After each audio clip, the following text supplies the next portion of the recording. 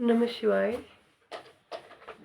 मेरी तरफ से सभी सुनने वालों को, बहन भाइयों को, सबको हार्दिक शुभकामनाएं बसंत पंचमी को लेकर। और मैं अपनी हरियाणा की भाषा में, हिंदी में श्री शिव पुराण सुनाने जा रही हूँ।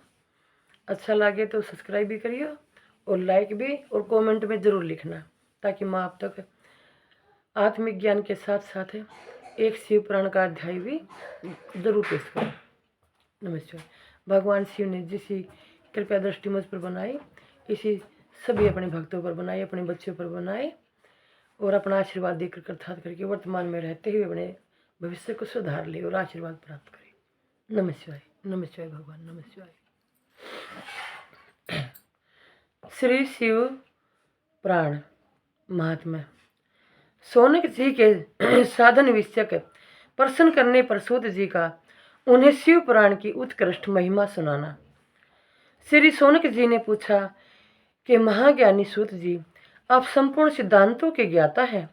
प्रभु, मुझसे पुराणों की कथाओं के सार तत्वों का विशेष रूप से वर्णन कीजिए। ज्ञान और वैराग्य सहित भक्ति से प्राप्त होने वाले विवेक की वृद्धि कैसे होती है, तथा साधु पुरुष किस प्रकार अपने काम, क्रोध और आदि मानसिक विकारों का निवारण करते हैं। इस घोर कलिकाल में जीव प्राय आसुर स्वभाव के हो गए हैं। उस जीव समुदाय को शुद्ध दैवी संपत्ति से युक्त बनाने के लिए सर्वश्रेष्ठ उपाय क्या है? आप इस समय मुझे ऐसा कोई शाश्वत साधन बताइए जो कल्याणकारी वस्तुओं में भी सबसे उत्कृष्ट एवं परम मंगलकारी हो। नमस्कार। तथा पवित्र करने वाले उपायों में भी सर्वोत्तम पवित्र कारक उपाय हो। उसने कहा कि हे तात, वह साधन ऐसा हो जिसके अनुष्ठान से शीघ्र ही अंतकरण की विशेष शुद्धि हो जाए, तथा उससे निर्मल चित्त वाले पुरुष को सदा के लिए शिव की प्राप्ति हो जाए। श्री सूत जी ने कहा कि हे मुनि श्रेष्ठ शौनक, तुम धन्य हो, क्योंकि तुम्हारे हृदय में पुराण कथा सुनने का विशेष प्रेम एवं लालसा है। इसलिए मैं शुद्ध बुद्धि से विचार कर तुमसे परम उत्तम शास्त्र का वर्णन करता हूँ। हे वत्स, वह संपूर्ण शास्त्रों के सिद्धांत से संपन्न, भक्ति आदि को बढ़ाने वाला तथा भगवान शिव को संतुष्ट करने वाला है। कानों के लिए रसायन, अमृत स्वरूप तथा दिव्य है। तुम उसे श्रवण करो मुन्ने, वह परम उत्तम शास्त्र है शिव पुराण। नमः शिवाय। जिसका पूर्व काल में भगवान शिव ने ही प्रवचन किया था। यह काल रूपी सर्प से प्राप्त होने वाले महान त्रास का विनाश करने वाला उत्तम साधन है। गुरुदेव व्यास ने सनत कुमार मुनि का उपदेश पाकर बड़े आदर से संक्षेप में ही इस पुराण का प्रतिपादन किया है। इस पुराण के प्रणयन का उद्देश्य है कि कलयुग में उत्पन्न होने वाले मनुष्यों के परम हित का साधन। यह शिव पुराण परम उत्तम शास्त्र है। इसे इस भूतल पर भगवान शिव का वाडम्य स्वरूप समझना चाहिए और सब प्रकार से इसका सेवन करना चाहिए। इसका पठन और श्रवण सर्वसाधन रूप है।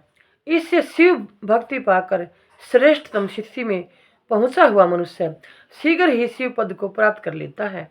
इसलिए संपूर्ण यत्न करके मनुष्यों ने इस पुराण को पढ़ने की इच्छा की है, अथवा इसके अध्ययन को अभिष्ट साधन माना है।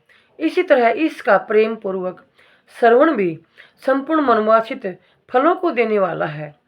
भगवान शिव के इस पुराण को सुनने से मनुष्य सब पापों से मुक्त हो जाता है, तथा इस जीवन में बड़े बड़े उत्कृष्ट भोगों का उपभोग करके अंत में शिवलोक को प्राप्त कर लेता है।